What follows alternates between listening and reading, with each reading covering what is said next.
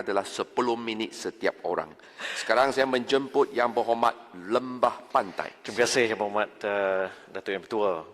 Saya ingin terus membincangkan berkenaan dengan apa yang di hadapan kita pada hari ini, iaitu satu permohonan, satu permintaan untuk tambahan perbekalan. Yang jelas di sini tugas kita sebagai ahli-ahli parlimen adalah untuk melihat apakah yang sedang berlaku dalam negara kita, apakah yang sedang diusahakan oleh pihak kerajaan dan bagaimana kita boleh menyumbang ke arah usaha untuk menyelamatkan keadaan. Kerana nak tak nak kita sedar bahawa kerajaan dan pentadbiran yang telah kita dapat pada hari ini penuh dengan cabaran bila masa kita lihat banyak daripada institusi yang kita warisi sekarang bermasalah dan perlu dibaiki, perlu dicarikan wang ringgit untuk dibantu, termasuk Felda, termasuk tabung haji, termasuk banyak lagi institusi. Dan semestinya apa yang kita ingin usahakan pada hari ini perlu berteraskan kepada beberapa prinsip. Pertama, semestinya kita adalah satu kerajaan yang bersifat reformasi, yang ingin menambah baik, yang ingin melihat apakah yang telah berlaku, apakah yang perlu kita lakukan untuk tegakkan keadilan dan apakah yang perlu kita pastikan wujud untuk memastikan tidak berlaku lagi kebobrokan seperti yang kita pernah saksikan sebelum ini. Tadi Yang Berhormat Menteri Keuangan telah membangkitkan berbilion ringgit pinjaman 1MDB yang mana saya rasa kita telah dengar terlalu kerap. Ya, dan saya rasa tak perlu untuk saya ulangi kerana esok insya-Allah akan bermula satu proses pendengaran, perbicaraan yang mana ramai rakyat Malaysia telah begitu lama menantikan. Dan saya harap tidak ada lagi di situ penangguhan dan sebagainya kerana kita juga ingin tahu kebenaran di sebalik perkara ini. Saya ingin teruskan Yang Berhormat itu besok bukannya minta kebenaran dulu. Saya minta kebenaran Datuk Yang Bertua. Saya perjelaskan. Bukan 1MDB besok, faham tak? Okey, teruskan. Jangan mengelirukan Dewan. Ya. Saya perbetulkan esok tinggal 7 minit lebih. Ya, esok adalah SRC. Dan kerana saya sebutkan itu kerana ia nexusnya ataupun paksinya adalah individu yang juga berkait dalam satu isu besar iaitu 1MDB.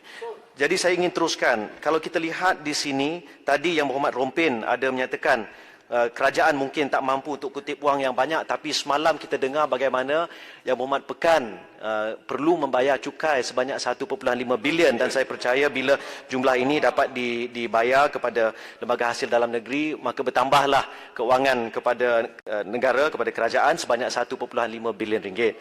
Dan juga tadi disebutkan Yang Berhormat saya nak tanya, Datuk Pengerusi. Tentang saya tak benarkan. 1.6 bilion tu cukai.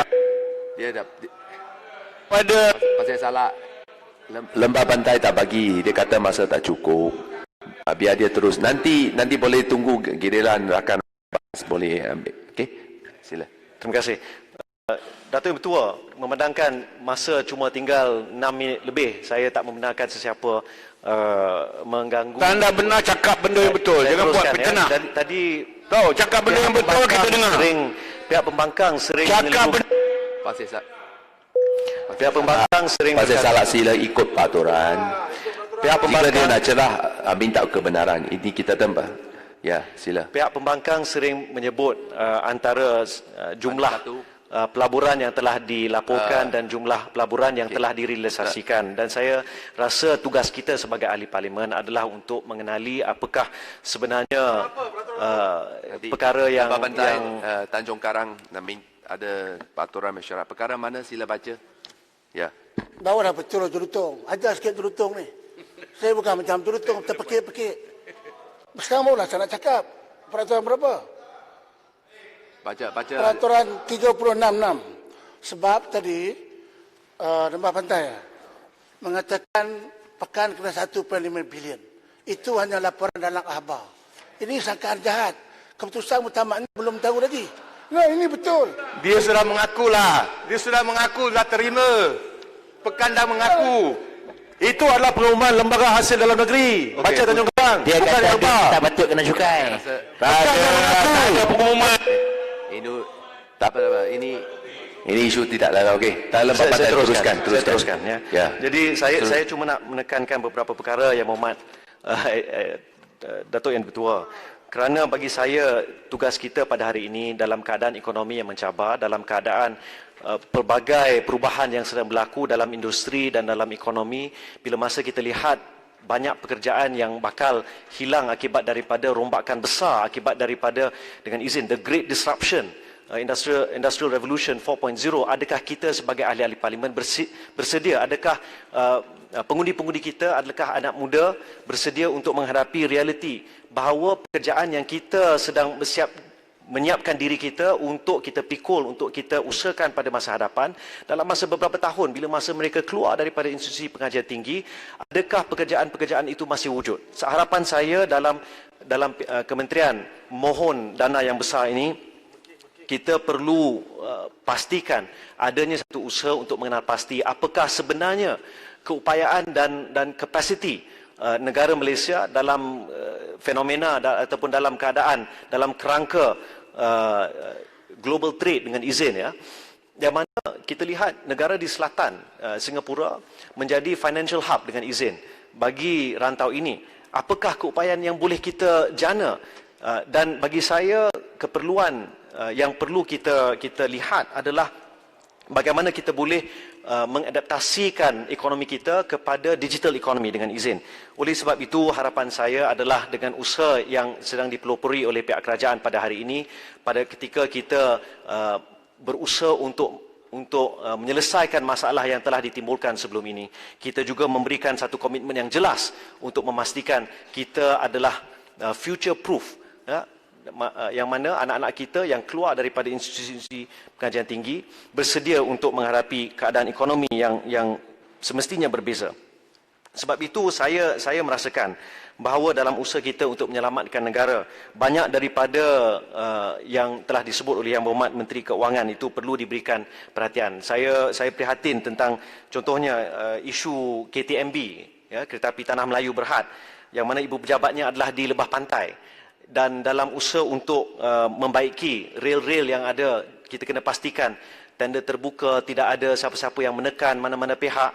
Dan juga bagi saya yang penting dalam isu ini adalah memastikan masa depan negara kita berkait juga dengan pelaburan yang akan kita masukkan ke dalam industri rel ini.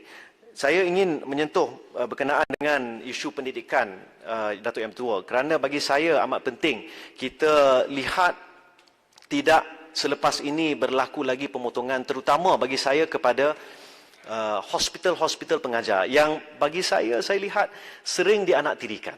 Walhal, saya bagi contoh seperti Pusat Perubatan Universiti Melaya yang mana pada tahun ini telah melihat kekurangan pengurangan dana. Saya percaya sebenarnya hospital universiti seperti PPUM ini, rata-rata majoriti yang datang ke situ adalah daripada golongan B40. Janganlah hanya kerana ia diletakkan di bawah Kementerian Pendidikan, maka ia dianaktirikan. Sebab itu saya mohon pihak kerajaan untuk segerakan satu perbincangan supaya boleh diselaraskan dan dianggap dan diangkat hospital-hospital pengajar sebagai hospital awam. Kalau tidak hospital kerajaan, setidak-tidaknya hospital awam, supaya kemudahan-kemudahan dapat diberikan.